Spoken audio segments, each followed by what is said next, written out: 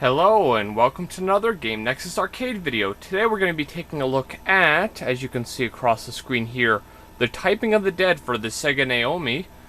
Now this game was only released in Japan, so even though I'm running the USA version BIOS right now, it's only going to have Japanese writing for everything. Just like the Resident Evil games, like the voice and everything will be in English, but of course on the side of the screen it subtitles in Japanese, and any instructions that it gives you are going to be in Japanese. But real quick here, I'm going to show you the game test mode.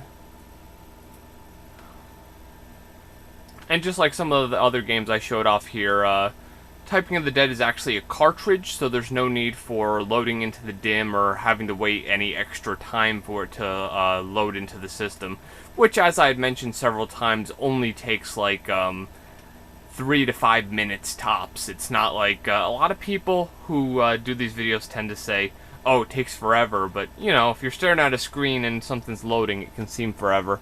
The only thing we can really do here, let me see, get the little thing. I go to the input test. I have I'll show you this after I'm done showing you this part here, but I have a Dreamcast keyboard here. You'll see. I'm sure most of you probably have one of these. This is just a standard Dreamcast keyboard. I believe I'd gotten this for $2 at Funkoland, and you'll notice on the screen here, see how it says keyboard 1 and keyboard 2. If I press any keys on my keyboard, I'm just pressing the arrow keys right now, and then various letters will show up as I press them. That's a good way to check if you're... That's a good way to check if your keyboard's working. But now if we get out of here by pressing both of our buttons on our Naomi. Game assignments, of course, you can always change a few things, like I can change the blood to red. Also, let's go ahead and change our life, give us a little bit more life here.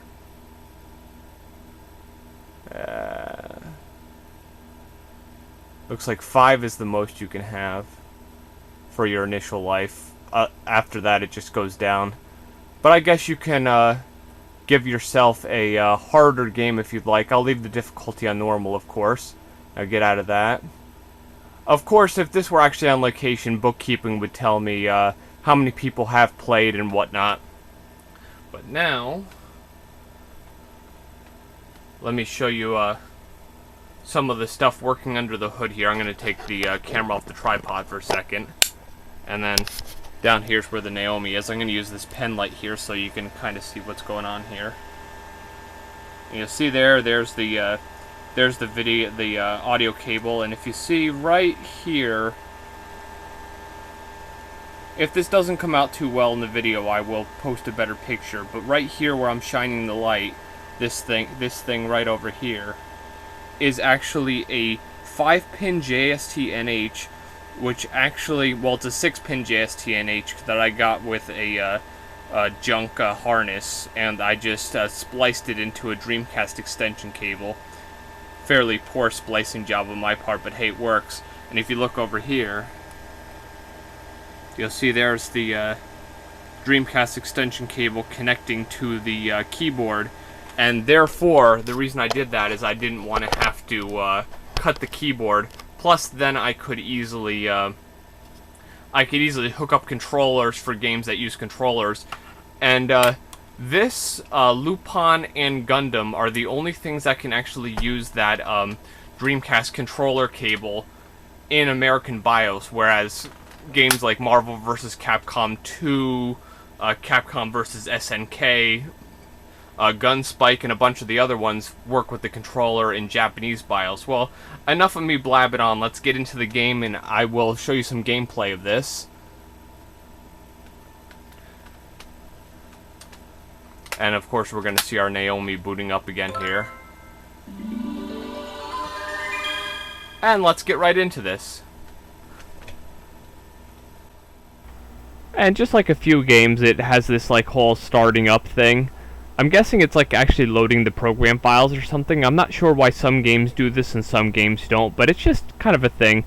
And as if you remember right in the Dead or Alive video, it had that whole loading Dead or Alive checking IO board. But here's your intro. Enjoy this.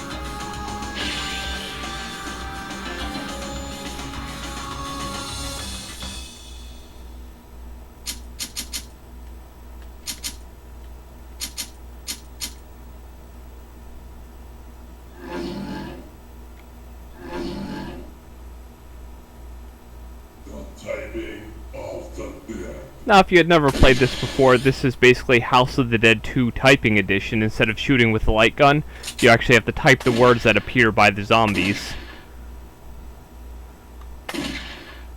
And I'm guessing that's asking, like, something about your hand placement, but since I really can't read much Japanese, here it is. Here's the first scene.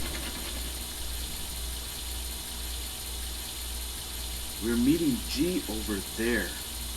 What?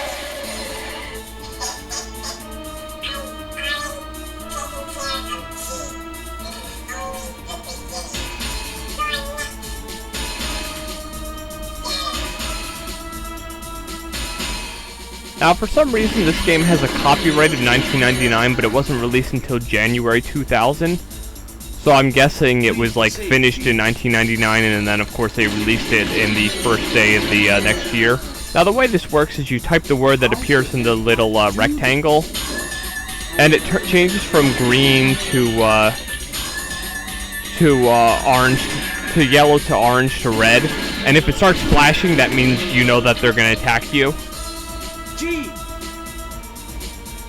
James, I tried. Don't underestimate the enemy. James, take this. I'm going to try my best to be a bit quiet during all the cutscenes if you had never heard what they say before, so... Harry and Amy are coming to back us up. Hurry! Go! Thanks, G.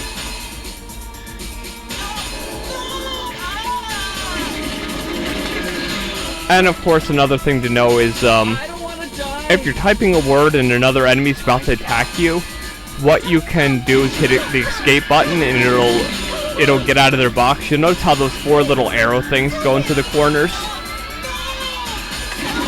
So if I hit escape, it would actually stop typing that one and I can start another one. And I can honestly tell you, I hardly ever can help him after I help her, because it's always I pick the wrong one to kill first. And now, I could definitely say, only having to type a couple characters as opposed to trying to hit the dumb little frogs with the light gun is always easier in my opinion. Especially when they only have you, like, type K, C, G, or something. And now, one thing I always found weird about that part is, how does he know those are G's bloodstains? I mean, everybody has blood. And that's one thing to take note of in this game as opposed to House of the Dead, is that, they're not using the traditional axes and knives and stuff. They're using the, comical, like, clown hammers and stuff, which makes it a little bit funny. And what you have to be very careful is, I think most of the time in this gameplay I actually was able to deflect them, is when they throw something, you have to hit that key so it doesn't hit you. And of course, since I can't read much Japanese, the description of the items I actually don't understand in this version of the game. And now, one thing I didn't realize, because I'd only played this on the arcade board once, is that if you actually get hit during this, you will end up failing the challenge, which actually happened right there. I think later in this gameplay I actually ended up succeeding a few challenges, but I always thought it was just like a time trial thing where you had a certain amount of time to do it, but sadly I wasn't actually able to do it right there. But now this game got released on Sega Dreamcast in Japan and America in the year 2000, of course in European countries as well. It only got released on PlayStation 2 as The Typing of the Dead Zombie Panic in the year 2004 on PlayStation 2, which has a bit of additions and stuff, but it didn't have that many differences. The biggest thing people are complaining about is that the graphics weren't better, but honestly, I think these graphics still hold up pretty well.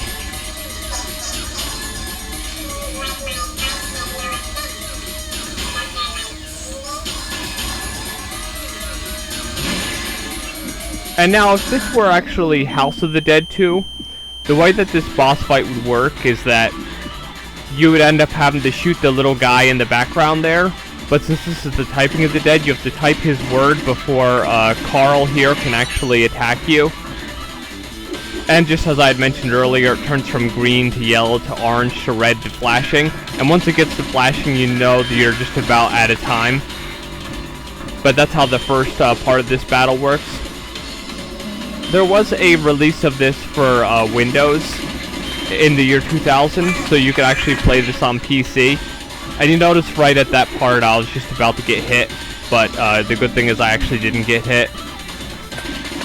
There were two revised versions of this in 2001 and 2005. I think the later one was called Typing of the Dead 2004. And one of them even had a feature which actually helped you in job searching. And now if you see that little perfect meter up at the top, the way that works is the more times you type a word perfect in a row, the more that meter fills up. And once it fills all the way up, I believe you end up getting another piece of life back. So it really does play in your favor to play the game really well. And now this is the second part where, as in House of the Dead, you'd have to shoot him before he hit you.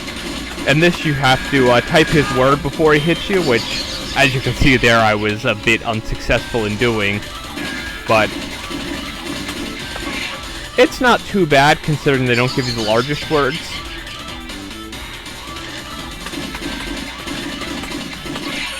And if you listen very carefully there, you can, of course, hear me bashing on the keyboard, because this was all done when I was actually playing the game.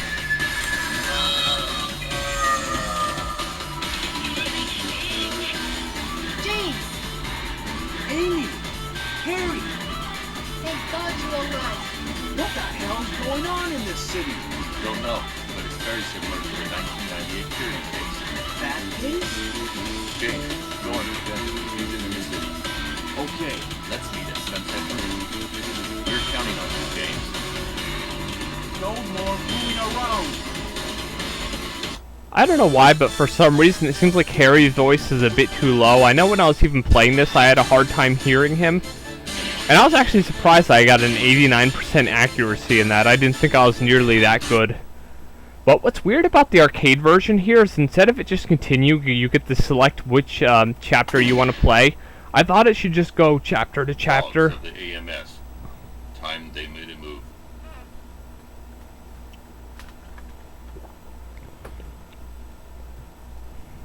No! Help me! Need to hurry. What?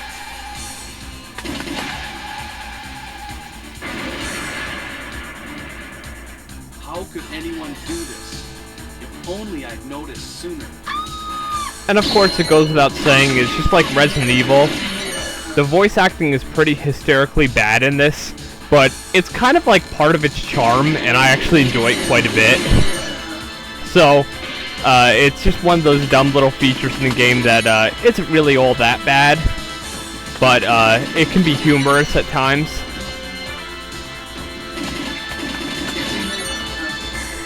And what's cool is I definitely think it's easier to type the words for those guys that are running up at the screen than have them continuously shoot them. But just like the Lupin III, the typing arcade cabinet, this was just basically your like Naomi Universal / Sega Net City that had 2 keyboards on the control panel instead of any buttons. And We're flying right over the Sunset Bridge. Something or someone has. Take it. Need to hurry. And of course the, as I was mentioning with the PS2 version earlier, the only difference they really made in that one, kind of graphically, is that instead of holding a Dreamcast keyboard, Dreamcast backpacks, they had PS2 backpacks. But other than that, the graphics were pretty much untouched. They did have some new mini-games which were incorporated into the main story, but that's really just about it. Otherwise, it was pretty much the same game as what you're seeing here. And of course, the only true English version of this game for console, of course, was the Dreamcast version. The PC port produced by Empire Interactive actually was released in America as well. And I know as if you watch all this gameplay later in the video, it gets really hard as you get to the end. Help me! Help me! Now here's another one of your challenges. And I believe in the actual Dreamcast version, when this would happen, it'd say something like, kills 10 zombies in 30 seconds, or something to that extent.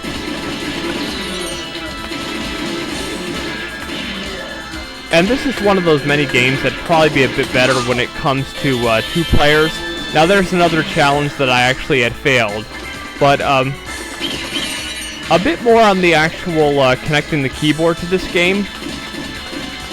Basically what happens is in a Dreamcast cable there are 5 different wires, and on the, I believe it's the CN7 on the front of the Naomi, the first 5 pins from left to right are the pins for that, and you just need to connect the right pin to the right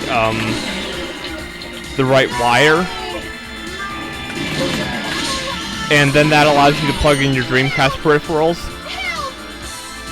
And there actually is a diagram online on how to do this, but if you use a third-party extension cable like I did, I got this like GameWare one and it only cost $5.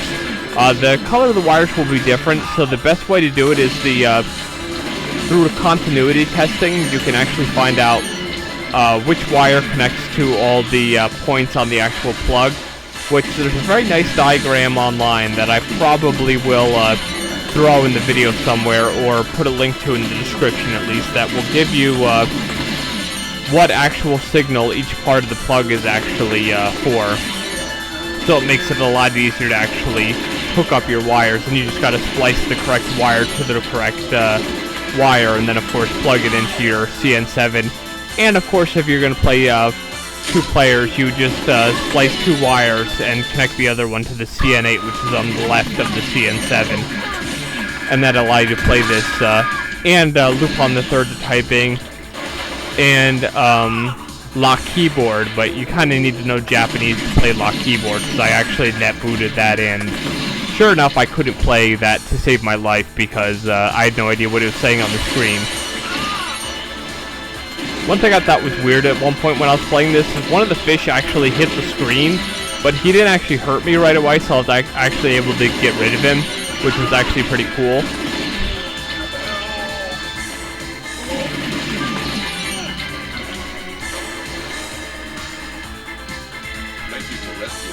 Now when I actually at first played that, I thought that he died, because like he made that like scream like he was dying.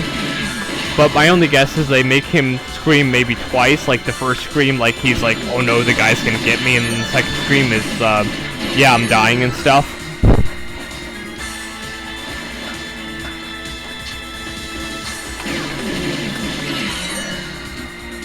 And those chainsaw guys always make me think of some sort of horror villain, but here's your next cutscene. Amy! Harry! One more zombie. I was looking for you, James. What's going on? The city's chaos is increasing. Well, it's about that. It seems like going. What? Harry, we'll talk later. And of course, if you had never played House of the Dead 2 before, basically they're trying to tell him that the whole thing is tied together, that the case from House of the Dead 1 has something to do with this. And now if you never played House of the Dead 2, the way that this would work in House of the Dead 2 is when that thing in his chest opened up, you could shoot it. Whereas in this version, the way that it works is you can only type when it's open. So when it's dark, you can't type. So you'll notice it turns dark when the chest cavity closes, and it lights up when it opens. But I know these first few I didn't actually get at all. And if you don't type it fast enough, you won't end up hurting him, of course, and you're going to be here for obviously a long time. And of course, if you're playing this on location, that's going to mean a lot of quarters. Whereas since I have free play enabled, all I have to do is hit the enter button to continue. You'll hear me just like bashing away at that keyboard. And of course, just like many of the bosses in this game, this guy has a second stage as well, where he jumps in the air, and in the actual console, I mean the actual gun version of this, there will be a little orange bar that shows on the bottom of his life bar. Once that's depleted, you end up scoring a hit, and he dies. I mean, you end up scoring a hit, and you don't get hit by him. Whereas in this version, you just have to type the word when he starts doing the jumping part, which I believe is just about halfway through, which will be after the next word. Well, maybe after the next word.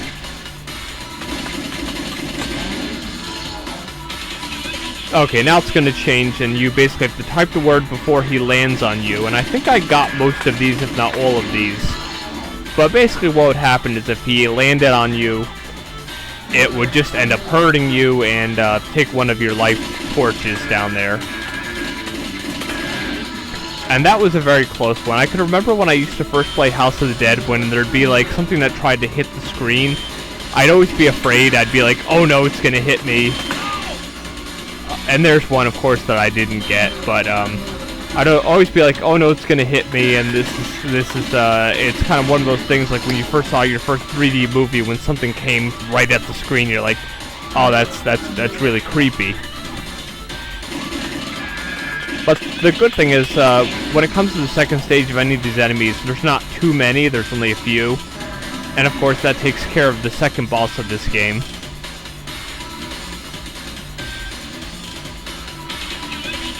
Don't care who it is, no one's gonna get away with this. And my guess is that James there's really mad that Goldman is killing people, so he's like really mad. It's not like in the first level where he was just mad about G. And now for the next level, at least you don't have to move the thing over. It's been a while, hasn't it? My friends from the AMS. It's me, Goldman.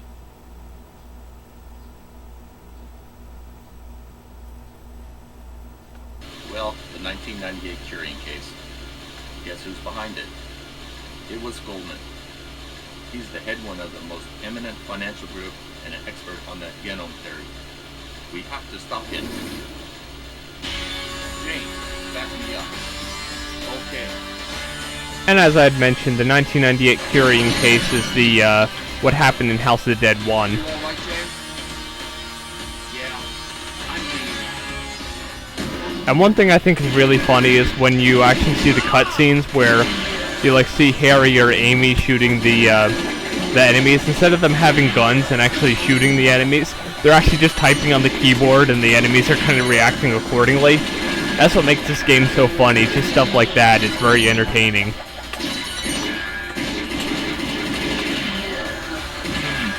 And I can honestly tell you, when it comes to the typing game, I can hardly ever hit that zombie. Help me! Help me!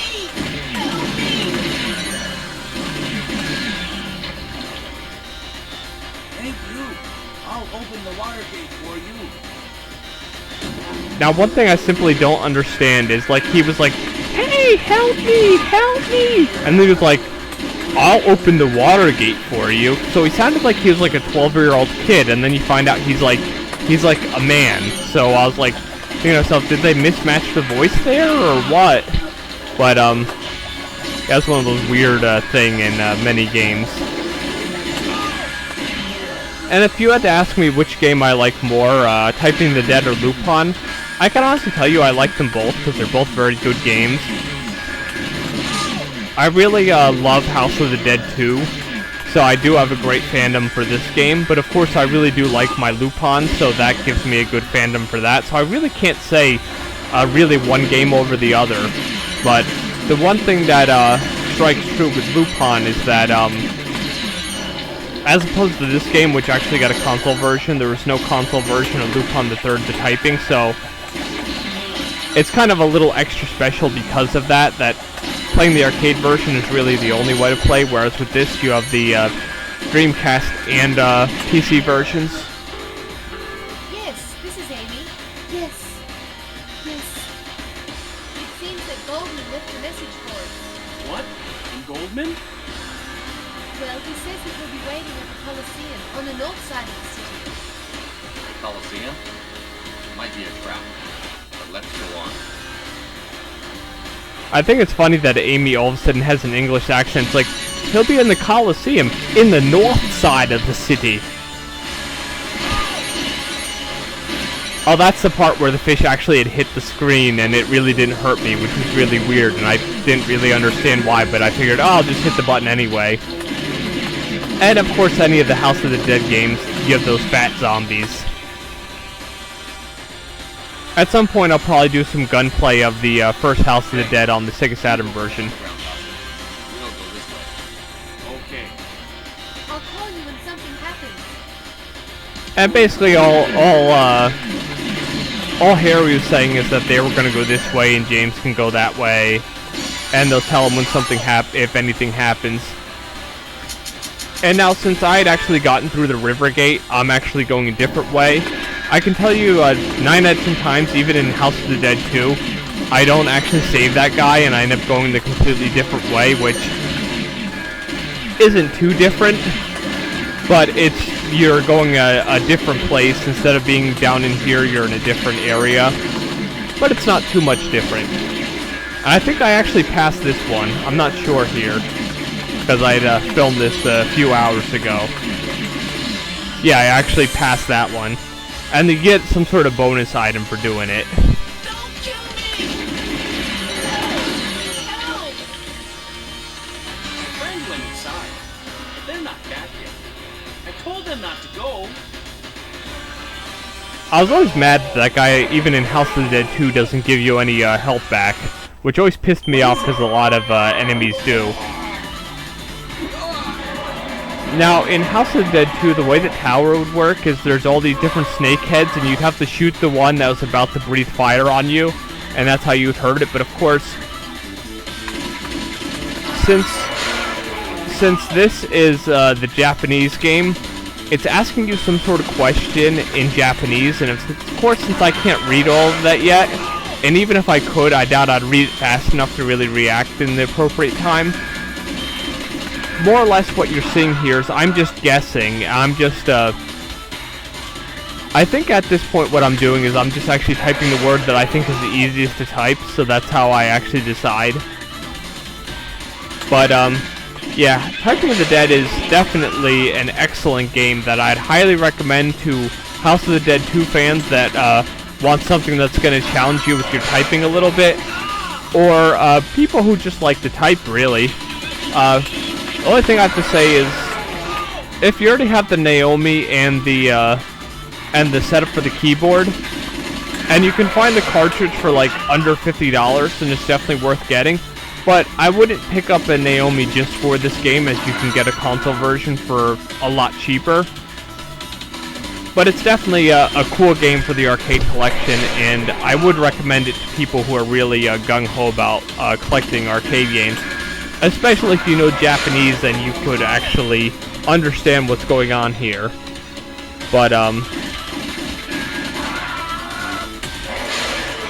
and as I had mentioned earlier, all the bosses have multiple stages, and the way that the second stage of this one works is, as opposed to doing the questions, it'll just be the one in the middle actually ends up living, and it will swim through the water, and you have to, stop it before it ends up getting you. Which, in this game, stopping it means you just type its word. And now, I'm not really a horrible typist. I'm just not good at typing with a flat keyboard. I'm so used to using my Microsoft ergonomic natural keyboard that I just don't type as well with the flat keyboard. Eventually, I'm gonna have to get one of those adapters for the Dreamcast that allows me to connect a regular computer keyboard. But until then, I'll probably end up putting some videos of Lupin and this game up that will be a bit better. But I think there's one or two more questions here, and that'll be the end of this boss. And of course, the very good thing here is having unlimited continues, because there'd be no way I'd get through this otherwise. because I can read some of the Japanese, just not enough. And as I said, even if I could read it, I wouldn't be able to read it fast enough to figure out what's going on here. And now here's that final part where the blue worm just keeps going through the water. And the only good thing is later on in the game you have to face tower again, and you don't have to do this part, so it actually makes that battle a bit shorter. But House of the Dead, Typing of the Dead, very good game. Would highly recommend it. Not really as a thing just to get the Naomi 4, but a good thing to add to the collection. Well, this has been another Game Nexus arcade video, and I will see you later. If you want to join me for part 2, you can see the rest of this game. But if not, I will see you in my next video. James. Later. James, come quickly. Something terrible is happening. Amy?